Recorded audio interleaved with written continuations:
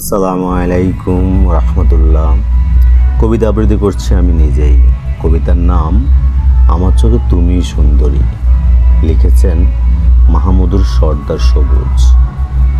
তুমি হয়তো আয়নার সামনে দাঁড়িয়ে তোমার ত্বকের দাগ, চুলের এলোমেলো ভাব আর চোখের ক্লান্তি দেখে নিজেকে প্রশ্ন করো, আমি কি সত্যিই সুন্দর? কিন্তু আমি তোমায় দেখি অন্যভাবে। তোমার কণ্ঠের ভাঙা স্বর, অভিমানী নীরবতা অথবা নিজের কষ্ট লুকিয়ে রাখা হাসি, সব কিছুতেই খুঁজে পাই এক অপূর্ব সৌন্দর্য।